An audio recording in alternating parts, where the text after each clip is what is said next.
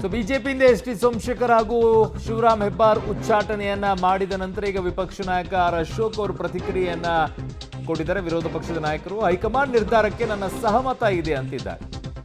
ಏನು ಭಿನ್ನಾಭಿಪ್ರಾಯ ಇದೆ ಅಂದ್ರೆ ಏನು, ಪಕ್ಷದ ನೀವು ಇಳ್ತೀರಾ, ಪಕ್ಷದ್ರೋಹ ಬಗೆದವರಿಗೆ ಹೈಕಮಾಂಡ್ ಶಿಸ್ತು ಕ್ರಮ ಕೈಗೊಂಡಿದೆ ಅಂತ ಹೇಳಿ. ಅವರಿದ್ದ ಪಕ್ಷಕ್ಕೆ ಮುಜುಗರವಾಗುತ್ತಿತ್ತು, ಬೇರೆ ಯಾರೇ ಮಾಡಿದ್ರು ಕೂಡ ಈ ಕ್ರಮ ಅನ್ವಯ ಅಂತ ಅಶೋಕ್ ಅವರು ಮಾತನಾಡಿದ್ದಾರೆ. ಏನು ಹೇಳಿದ್ದಾರೆ ವಿರೋಧ ಪಕ್ಷದ ನಾಯಕರ ಆರ್ ಅಶೋಕ್ ಅವರು, ನೋಡೋಣ. ತೀರ್ಮಾನ ತಗೊಂಡಿದ್ರು, ಅದಕ್ಕೆ ನಮ್ಮ ಸಹಮತ ಇದೆ. ಅದರಿಂದ ಯಾರು ಪಕ್ಷಕ್ಕೆ ದ್ರೋಹ ಬಗೀತಾರೋ ಅವ್ರ ಬಗ್ಗೆ ಕೇಂದ್ರ ನಮ್ಮ ನಾಯಕರು ಏನು ಕ್ರಮ ತೆಗೆದುಕೊಳ್ತಾರೋ ಅದಕ್ಕೆ ಪೂರ್ತಿಯಾಗಿ ನಾನು ಬೆಂಬಲವನ್ನು ಕೊಡ್ತೀನಿ, ಗ್ಯಾರಂಟಿ, ಡೌಟೇ ಇಲ್ಲ. ಮುಜುಗರ ಆತಾಯಿತು, ಅದಕ್ಕೋಸ್ಕರ ಕೇಂದ್ರದ ನಾಯಕರು ಕ್ರಮ ತೆಗೆದುಕೊಂಡಿದ್ದಾರೆ, ಸ್ವಾಗತ ಮಾಡ್ತೇನೆ. ಯಾರೇ ಇದ್ದರೂ ಅನ್ವಯಿಸ್ತದೆ. ಕೇಂದ್ರದ ನಾಯಕರು ಏನು ತೀರ್ಮಾನ ತಗೊಂಡಿದ್ರು, ಅದಕ್ಕೆ ನಮ್ಮ ಸಹಮತ ಇದೆ. ಅದರಿಂದ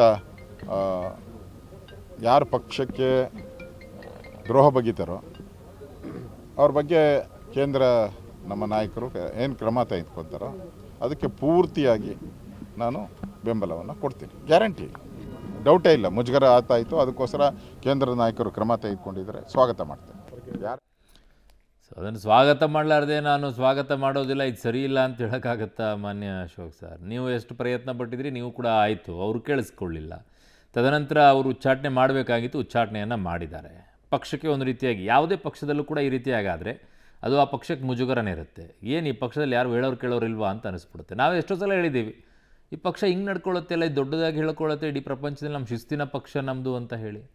ಆದರೆ ಇಲ್ಲಿ ಕ್ರಮ ತೊಗೊಳಕ್ಕಾಗಲ್ವಾ? ಈ ರೀತಿಯಾಗಿ ಅಶಿಸ್ತಿನಿಂದ ವರ್ತಿಸ್ತಾ ಇದ್ರು ಕೂಡ ಅದನ್ನು ಕಾಪಾಡ್ಕೊಂಡು ಬಂದು ನಾವು ಶಿಸ್ತಿನ ಪಕ್ಷ ಅಂತ ಹೆಂಗ್ರಿ ಹೇಳ್ಕೊಳ್ತೀರಾ ಅಂತ ನಾವು ಎಷ್ಟೋ ಸಲ ಹೇಳಿದ್ದೀವಿ. ಈಗ ಕ್ರಮ ತಗೊಂಡಿದೆ, ಉಚ್ಚಾಟನೆಯನ್ನು ಮಾಡಿದೆ, ಈಗ ಅದಕ್ಕೆಲ್ಲರೂ ಕೂಡ ಹೌದು ಅಂತ ಹೇಳ್ತಾ ಇದ್ದಾರೆ.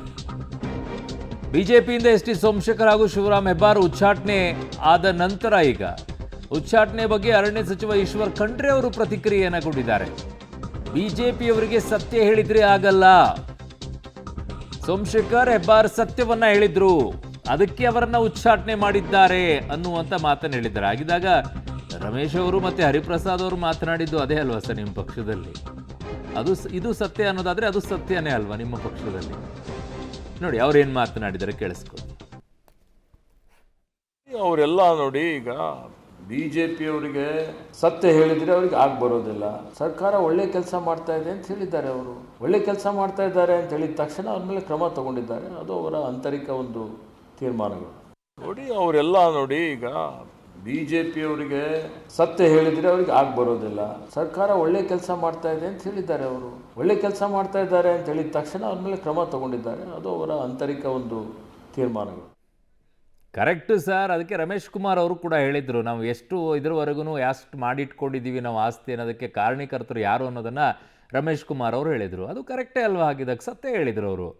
ಬಿ ಕೆ ಹರಿಪ್ರಸಾದ್ ಅವರು ಕೂಡ ಮಾತನಾಡಿದರು ಸಿದ್ದರಾಮಯ್ಯನವರ ವಿಚಾರದಲ್ಲಿ, ಪಕ್ಷದ ವಿಚಾರದಲ್ಲಿ, ಕೆಲವೊಂದಿಷ್ಟು ನಾಯಕರುಗಳ ವಿಚಾರದಲ್ಲಿ. ಅದು ಕೂಡ ಸತ್ಯನೇ. ಕೇಂದ್ರದಲ್ಲಿರುವಂಥ ಕಾಂಗ್ರೆಸ್ನ ಅನೇಕ ನಾಯಕರುಗಳು ಮಾತನಾಡಿದರು.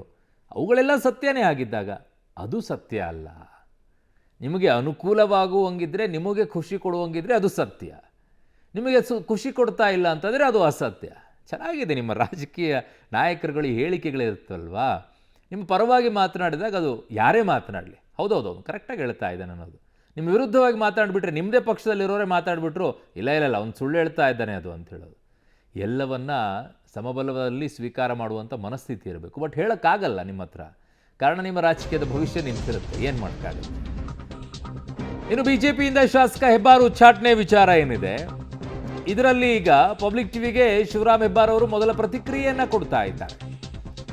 ಉಚ್ಚಾಟನೆ ಮಾಡಿದ್ದು ಒಳ್ಳೆಯದೇ ಆಯಿತು ಅಂತ. ಸೇಮ್ ಆ ಕಡೆಗೆ ಟೇಪ್ ರೆಕಾರ್ಡ್ ಅಷ್ಟೇ, ಆ ಕಡೆಯಿಂದ ಈ ಕಡೆಗೆ ಹೆಸರಷ್ಟೇ ಚೇಂಜ್, ಎಲ್ಲದಕ್ಕೂ ಕೂಡ ಉತ್ತರ ಕೊಡ್ತೀನಿ ಅಂತ ಹೇಳಿದ್ದಾರೆ. ಕೊಟ್ಟಾದ ನಂತರವೇ ನಿಮಗೆ ಉತ್ತರ ಕೊಟ್ಟಿರೋದು. ಸಭೆ ಸಮಾರಂಭಗಳಿಗೆ ನಮ್ಮನ್ನ ಕರಿತಾ ಇರಲಿಲ್ಲ ಅಂತ ಹೇಳಿ, ನಮ್ಮ ಮುಂದಿನ ನಿರ್ಧಾರ ಸದ್ಯದಲ್ಲೇ ಪ್ರಕಟ ಮಾಡ್ತೀವಿ ಅಂತ ಹೆಬ್ಬಾರ್ ಅವರು ಹೇಳಿದ್ದಾರೆ. ಕೇಳಿಸ್ಕೊಳ್ಳಿ. ಓಕೆ, ಅವರು ಈಗ ಎಲ್ಲದಕ್ಕೂ ಉತ್ತರ ಕೊಡ್ತೀನಿ ಅಂತ ಹೇಳಿದ್ದಾರೆ. ಅದೇನು ಉತ್ತರ ಕೊಡ್ತಾರೋ ಅಂತ ಗೊತ್ತಿಲ್ಲ. ಬಿ ಜೆ ಪಿಯಿಂದ ಈಗ ಹೆಬ್ಬಾರ್ ಅವರನ್ನ ಕೂಡ ಉಚ್ಚಾಟನೆಯನ್ನು ಮಾಡಲಾಗಿದೆ. ಆ ನಿಟ್ಟಿನಲ್ಲಿ ಅವ್ರನ್ನ ಯಾರನ್ನೂ ಕೂಡ ಕರಿತಾ ಇರಲಿಲ್ಲ ಅಂತೆ ಸಭೆ ಸಮಾರಂಭಕ್ಕೆ. ಒಂದೆಲ್ಲೋ ಮಾತನಾಡಿದ್ದವ್ರದ್ದು ಕೇಳಿಸ್ಕೊಂಡಿದ್ದೆ ನಾನು. ನಾವು ಯಾಕೆ ಹೋಗ್ಬೇಕು ಅಲ್ಲಿಗೆ ಅಂತ ಏನೋ ಮಾತನಾಡಿದ್ರು ಅವರು. ಅವ್ರನ್ನ ಕರೆದಿದ್ರು ಅಂತೆ, ಆಹ್ವಾನವನ್ನು ಕೊಟ್ಟಿದ್ರು.